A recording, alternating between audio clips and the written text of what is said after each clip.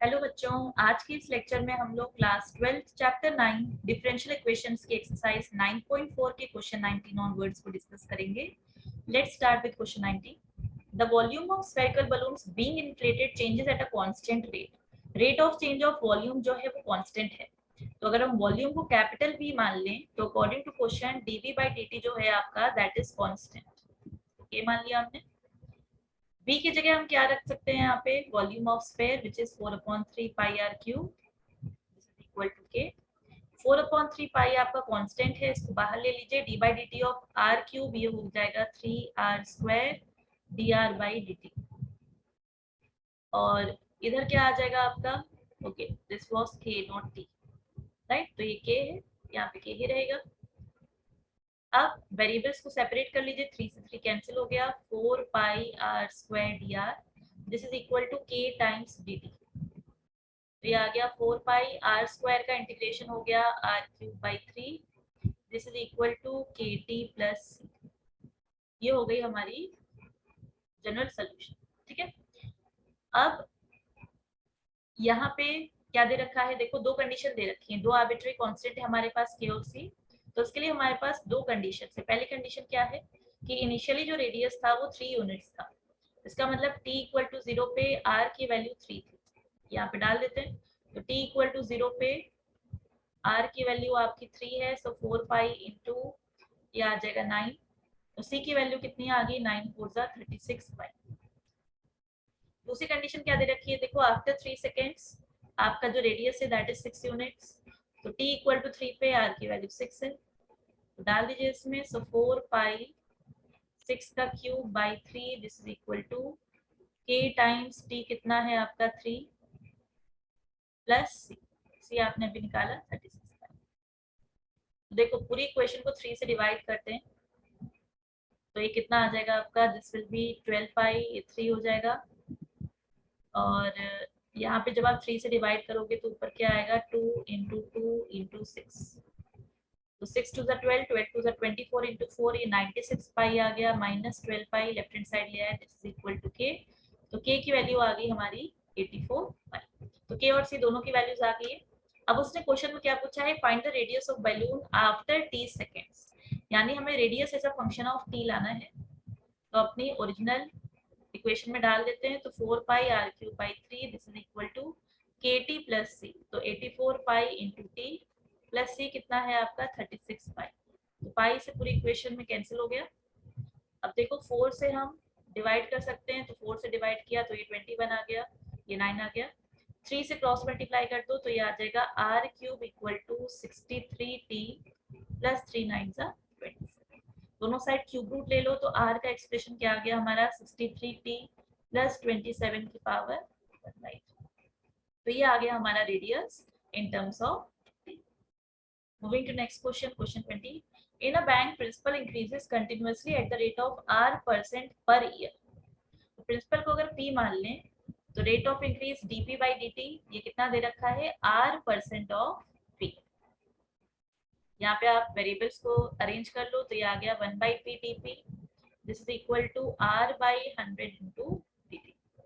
दोनों side integrate कर लो तो 1/dp हो गया log p this is equal to r by 100 into t, dt का इंटीग्रेशन इज t प्लस यहाँ पे log c ले लेते हैं।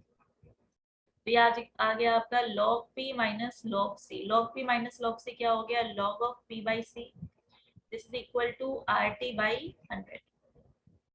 अब p बाई सी कितना हो जाएगा, e की पावर में रेस हो जाएगा आपका rt बाई 100। तो यहाँ से p कितना आ गया, p is c times e to the power rt by 100। ये हो गया अपना प्रिंसिपल का एक्सप्रेशन।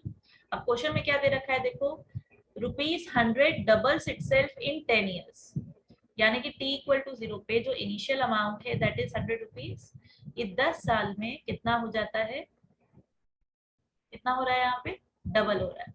डबल का मतलब कि 200 हो गया, ठीक है। तो क्वेश्चन में क्या पूछ रहा है, हमें वैल्यू ऑफ r निकालनी है। तो t इक्वल टू 0 पे p की वैल्यू 100 है, e की पावर t 0 तो e की पावर 0 1 होता है, तो यहाँ से c की वैल्यू 100 आ गई। फिर t इक्वल टू 10 में p की वैल्यू 200 है, तो p की वैल्यू 200, c की वैल्यू 100 अभी हमने निकाली, e to the power r t तो t है 10 r अपॉन 100, 10 से कैंसिल हो गया, ये 100 टू टाइम्स कैंसिल हो गया, दोनों साइड लॉग ले लो, तो log 2 this is equal to r by 10। तो r की वैल्यू कितनी आ गई आपकी, this is 10 times log 2। log 2 की वैल्यू कितनी होती है 0.6931, क्वेश्चन में भी दे रखी है, तो ये आ जाएगा 10 टाइम्स 0.6931। तो रेट ऑफ यहाँ से कितना आ गया आपका 6.931% आपका रेट ऑफ इंटरेस्ट आ गया per year. Moving to next question, question number 21, principal increases continuously at the rate of 5% per year, let the principal be p. तो प्रिंसिपल का रेट ऑफ इंक्रीज कितना है 5% of p, that is p by 20। Again दोनों side variables arrange कर लीजिए, तो 1 by p d p this is equal to 1 by 20 into d t, दोनों side integrate कर दीजिए, तो ये आ जाएगा आपका log p this is equal to 1 by 20 into t, that is t by 20 plus constant of integration ln। तो again ये आ गया log p minus log c, इसको क्या लिख सकते हैं log of p by c this is equal to t by 20। तो यहाँ से p कितना आ जाएगा, p equal to c times e to the power t by 20। ये हमारा प्रिंसिपल का एक्सप्रेशन आ गया। अब क्वेश्चन में क्या कह रहा है, देखो इनिशियली अगर 1000 रुपीज डिपॉजिट किया गया तो 10 साल बाद वो कितना हो जाएगा, यानी कि t इक्वल टू 0 पे p की वैल्यू कितनी है आपकी 1000 है, तो p की जगह 1000 डाल दिया, this is equal to c into e की पावर 0 कितना आ जाएगा 1, तो c की वैल्यू आ गई आपकी 1000। क्वेश्चन में क्या पूछ रहा है कि 10 साल बाद इसकी वर्थ कितनी हो जाएगी, तो t इक्वल टू 10 पे p की वैल्यू कितनी होगी ये बतानी है, तो इक्वेशन में डाल देते हैं p equal to c, c की वैल्यू 1000 है, e की पावर 10 बाई 20, तो ये आ गया p equal to 1000 into e की power 1 by 2 that is 0.5, e की पावर 0.5 की वैल्यू हमको दे रखी है क्वेश्चन में 1.648, तो यहाँ पे वैल्यू डाल दो, सो 1000 इंटू 1.648, तो ये कितना आ गया आपका प्रिंसिपल ₹164, तो 10 साल बाद इतनी वर्थ उसकी हो जाएगी। Moving to next question, question 22, in a culture the bacteria count is 1 lakh, the number is increased by 10% in 2 hours। 2% में 10% इंक्रीज हो जाता है नंबर ऑफ बैक्टीरिया काउंट, कितने घंटे में 2 लाख काउंट रीच करेगा if the rate of growth of bacteria is proportional to the number present। जो भी प्रेजेंट काउंट है उसके डायरेक्टली प्रोपोर्शनल है rate of growth of bacteria. तो यहाँ पे अगर हम प्रेजेंट काउंट को सपोज x मान लें, let present count be x, तो अकॉर्डिंग टू क्वेश्चन वो क्या बोल रहा है, rate of growth of bacteria यानी dx by dt, यानी कि change in number of bacteria with respect to time, तो ये ग्रोथ हो गया dx by dt, this is proportional to present number of count that is x। ठीक है, तो प्रोपोर्शनल साइन अगर हम हटाएंगे तो प्रोपोर्शनैलिटी कांस्टेंट आ गया k इंटू एक्स, दोनों साइड आप अरेंज कर लो सेम वेरिएबल्स को, so 1 by x d x is equal to k times d t, दोनों साइड इंटीग्रेट कर दिया, तो ये आ गया log of x this is equal to k t plus log of c, तो ये आ जाएगा log of x by c this is equal to k t. तो यहाँ से लास्ट क्वेश्चन की तरह x की वैल्यू कितनी आ जाएगी c times e to the power k। अब क्वेश्चन में क्या बोल रहा है, देखो इनिशियली जो बैक्टीरिया काउंट थी वो 1 लाख थी, यानी कि t इक्वल टू 0 पे x की वैल्यू कितनी है 1 लाख है, यहाँ पे पुट करो, तो t इक्वल टू 0 का मतलब e की पावर 0 1, तो c की वैल्यू आ गई हमारी 1 लाख।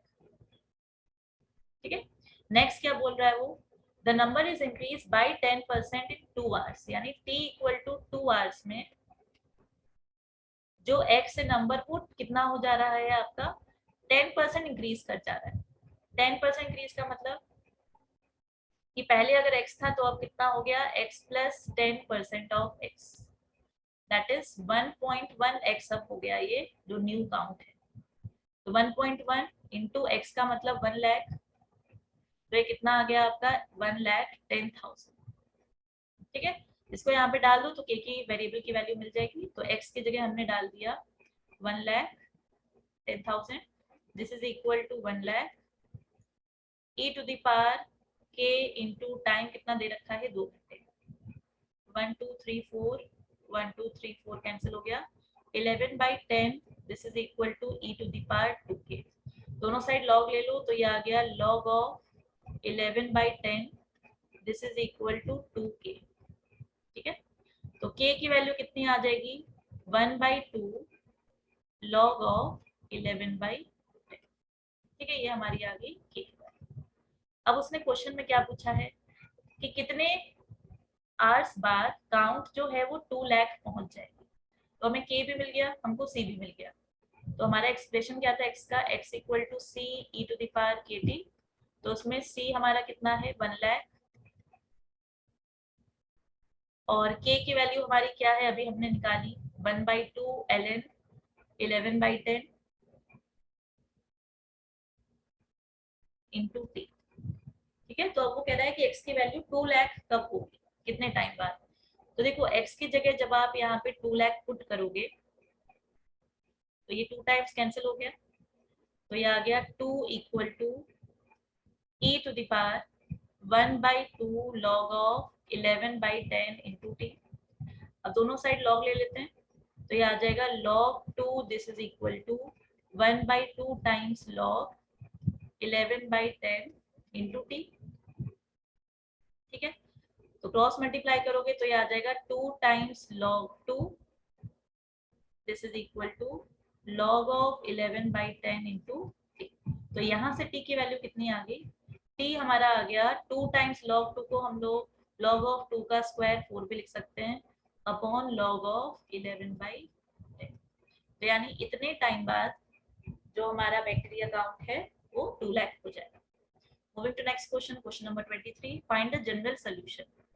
सो dy by dx ये हमें दे रखा है e की पावर x प्लस वाई, तो उसको हम e की पावर x इंटू e की पावर y लिख सकते हैं।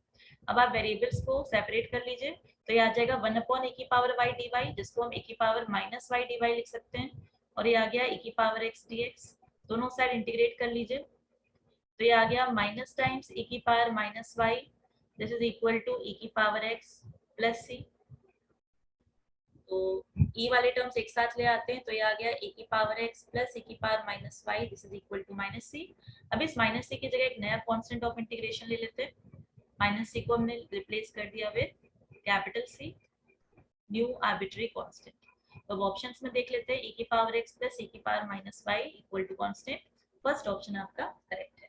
तो बच्चों इस वीडियो में इतना ही, थैंक्स फॉर वॉचिंग।